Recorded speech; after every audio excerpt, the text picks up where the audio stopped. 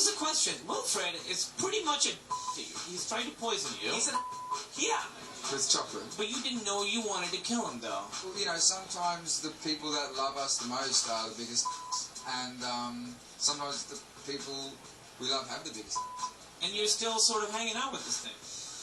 I know, because it always kind of works out in the end that I learned something. I was walking by your panel, and I heard a gigantic eruption from the crowd. You gave away something extra special. What was it?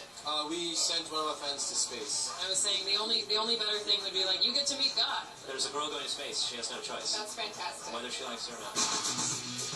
Now, is there anything particularly personally nerdy or techy or geeky that you're into? I did some collecting of comic books when I was a kid. I grew up in comic book stores. I like comic books. I love video games, but I play sports video games. This is sort of my fantasy world. I don't need to kill things. I just need to score touchdowns on guys who beat me up in school. The Game of Thrones is something that I do geek out about. I'm a huge Game of Thrones fan. Where are the dragons? The uterus quivers, does it not? Tell me a little bit about what fans can expect with the second season. They can expect to see much more character development. The special effects are so much more enhanced. On all levels, the show has expanded. They can expect excitement, they can expect action, they can expect a good time. They are among us. Also, here you guys have a new team member. Yeah, I think people will enjoy her a lot and her ability. Basically, Kat, my character, she can learn anything instantly. It's really about picking up the pieces and moving our way through the new world that we've kind of created for ourselves. I mean, we're on a mission here. We're ready to take down some bad alphas. If there's anything that these shows can teach us, it's that being normal is boring. Let me tell you, zombies, they're the worst. Yeah, and no one knows that better than this guy. Please welcome Norman Reedus from The Walking Dead. So excited to have you on here. Yeah. How you doing? I'm great. I'm having the best time ever. You got your shades on. I do, yeah. Rocking the suit. You look very nice. I'm always covered in blood, so I thought maybe I'd dress up a little bit. I like it. So it's not really incognito con. You know, Like what I did there? Oh, Yeah, see? You enjoyed the crowd, though. I bought a Stay Puft Marshmallow Man mask, and I walked around for a second. Did? Yeah. Oh, that's yeah. awesome. Did you see anyone dressed up as Daryl? I did, actually. I saw quite a few Daryls, but there was one yesterday that actually had real squirrels that were dead, like taxidermy squirrels. Yeah. Oh, that's wrong. I thought it was awesome. Yeah. Sure you did. How was the Walking Dead panel yesterday? Wow, we were in Hall H, so there was a bazillion people. The biggest hall? Yeah, we worked really hard on that show, and there's all these things. We don't want to make it too grotesque or too horror or too comic book or too forget about people. And to see all that done in that trailer for the first time with all those people was amazing. How long was the trailer? God, the trailer was maybe like 8 minutes, but it seemed to go on for a long time. Yeah. So when you were they were asking all the questions and stuff, did you guys accidentally reveal anything that might have been happening in the next... No. Well, you guys have Galen Hurd, we have Glenn Mazar, all our bosses are up there, so we're very tight-lipped. But you did reveal something about Merle, right? That was actually in the teaser. Merle's coming back, yeah. I'm excited. So him and Split Hands, when are they going to show up? He'll show up within the first half of the season. Okay. Look at the vague, I love it, vague. Again. So what have you been excited to see here, other than your panel, of course? And us, obviously. I mean, I know you've been dying to come on our show. You guys, of course. There's a new video game coming out. I'm curious what that's about. And just, I have a good time here, like seeing all the people. I mean, the fans liking Daryl, I think it's me alive.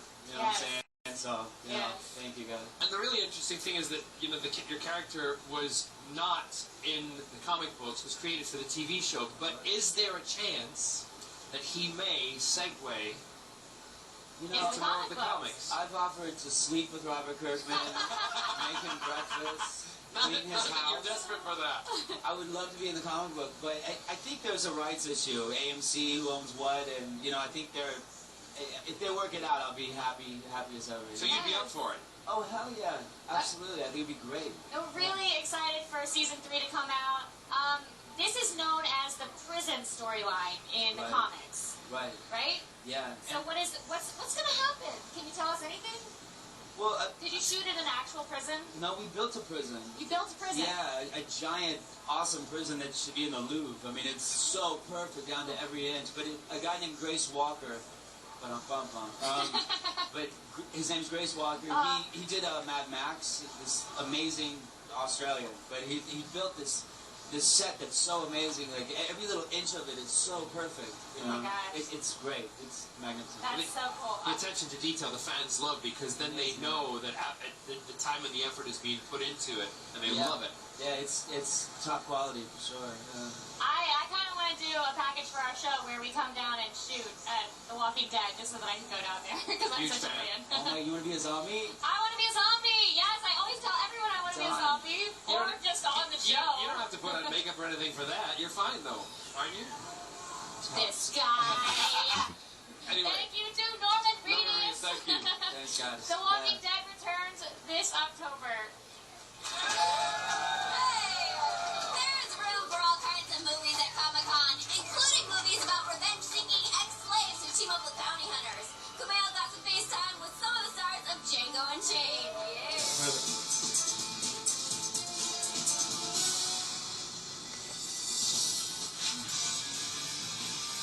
Quentin Tarantino's tackled the heist movie, he's tackled the kung fu movie, and now he tackles westerns with Django Unchained. What's your name? Django.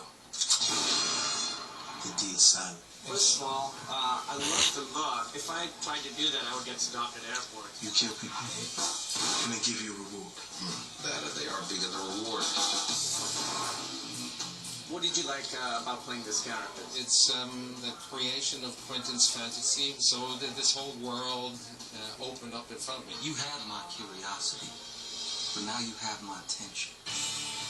Quentin Tarantino, first of all, is a rock star. To do a western that acknowledges slavery, that talks about a slave who becomes a bounty hunter, who becomes a hero in love and guns and horses. It's just amazing to watch that do work. I like the way you die, boy. And you wake up and you go to set, and some of the most incredible actors and actresses are on your set where you have Leonardo DiCaprio, Christoph Waltz, Kerry Washington, and Quentin Tarantino. That's when it's the best. Love, guns, horses, Django Unchained. The western will never be the same. What's not to like? Coming up next, the legendary Mark Hamill will be here live, so stick around. G4's live coverage of Comic-Con 2012 is brought to you by Mio Energy. Portable power on demand. Nice, Mio Energy. Yep, I always keep it on. Woo! Yeah! Where do you think he keeps his? Don't even want to think about it. Oh, right, gotta go now. Portable power on demand. Mio Energy. We admit it. We can't help ourselves.